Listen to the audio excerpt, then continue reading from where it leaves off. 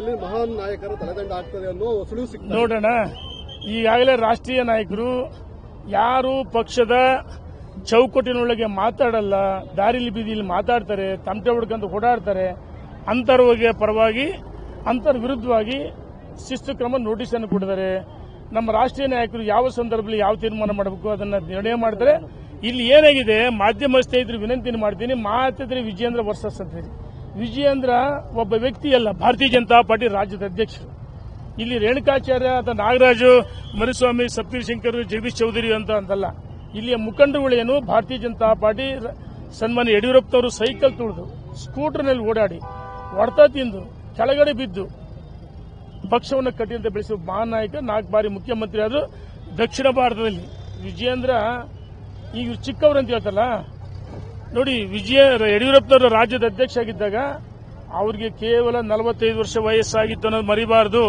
ಆ ಸಂದರ್ಭದಲ್ಲಿ ಘಟಾನುಘಟಿ ಲೀಡರ್ಗಳಿದ್ರು. ಬಿ ಶಿವಪ್ಪನರ್ ಇದ್ರು, ಬಿ ಶಿವಪ್ಪನರ್ ಇದ್ರು, ಡೆಪ್ಟಿ ಸ್ಪೀಕರ್ ಮಲ್ಲಿಕಾರ್ಜುನವರಿದ್ರು, ವಿ.ಎಸ್. ಆಚಾರ್ಯರು, ಕರಂಬಳ್ಳಿ ಸಂಜೀವ್ ಶೆಟ್ಟರು, ಡಾಕ್ಟರ್ ತಂಗ, ರಾಮಚಂದ್ರಗೌಡರು, ಬಹಳ ಘಟಾನುಘಟಿ ಹಿರಿಯರಿದ್ರು.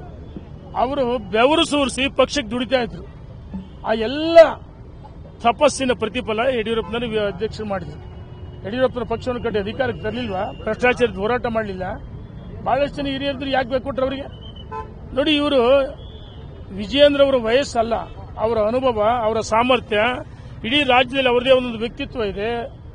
ಮಾಸ್ ಲೀಡರ್, ಕೇವಲ ಒಂದು ವರ್ಗಕ್ಕೆ ಸೀಮಿತ ಅಲ್ಲ, ಮಾಸ್ ಲೀಡರ್ ವಿಜಯೇಂದ್ರ. ಅವರ ನೇತೃತ್ವದಲ್ಲಿ 17 ಲೋಕಸಭೆ ಗೆದ್ದಿದ್ದೀವಿ. ಪಕ್ಷದ ಸದಸ್ಯತ್ವ ಅಭಿಯಾನ ಅಥವಾ ಮತ್ತು ಇವತ್ತೇನು ಸಂಘಟನೆ ಆಗ್ತಿದೆ, ಮೂಡ ಪಾದಯಾತ್ರೆ ಯಶಸ್ವಿಯಾಗಿದೆ, ಅದು ವಿಜಯೇಂದ್ರ. ಮತ್ತು ಅವ್ರ ಜೊತೆಗೆ ವಿಪಕ್ಷ ನಾಯಕರುಗಳು ಅಶೋಕ್, ಚಲುವದಿ ನಾರಾಯಣಸ್ವಾಮಿ, ಹಾಲಿ ಮಾಜಿ ಎಂಎಲ್ಎ, ಎಂಪಿ, ಎಂಎಲ್ಸಿಗಳು ಮತ್ತು ಎಲ್ಲ ಪಕ್ಷದ ಜಿಲ್ಲಾಧ್ಯಕ್ಷಗಳು ಎಲ್ಲರಿದ್ದಾರೆ. ನಿನ್ನೆ ದಿವಸ ವಿಶೇಷವಾಗಿ 21 ಜನ ಜಿಲ್ಲಾಧ್ಯಕ್ಷರು ದೂರು ಕೊಟ್ಟಿದ್ದಾರೆ, ಪತ್ರಿಕಾಗೋಷ್ಠಿ ಮಾಡಿದ್ದಾರೆ. ಇವತ್ತು ಎಲ್ಲರೂ ಸೇರಿ ದೂರು ಕೊಡ್ತಾರೆ. ಏನು ನಿರ್ಣಯ ಮಾಡಬೇಕು ಅವರೆಲ್ಲ ಮಾಡ್ತಾರೆ, ಕಾದ್ ನೋಡಿ.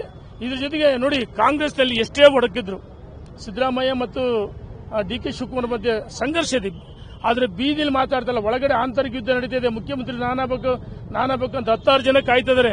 ಆಮೇಲೆ ನೋಡಿ, ಇನ್ನೊಂದು ರಾಹುಲ್ ಗಾಂಧಿ ಎಷ್ಟು ವಯಸ್ಸು, ಇಡೀ ಮಲ್ಲಿಕಾರ್ಜುನ್ ಖರ್ಗೆ ಅಂತವ್ರು ಎಲ್ಲ ಕಾಂಗ್ರೆಸ್ಸಿನ ಘಟಾನುಘಟಿ ಲೀಡರ್ಗಳು 70-80 ವರ್ಷ 90 ವರ್ಷ ಆದರೂ ರಾಹುಲ್ ಗಾಂಧಿ ವಿಪಕ್ಷ ನಾಯಕರು ಮಾಡಿ ಅವರ ರಾಷ್ಟ್ರೀಯ ಅಧ್ಯಕ್ಷ ಆಗಬೇಕಂದ್ರೆ ರಾಷ್ಟ್ರೀಯ ಖರ್ಗೆ ಮಾಡಿದ್ದಾರೆ ಇಲ್ಲಿ.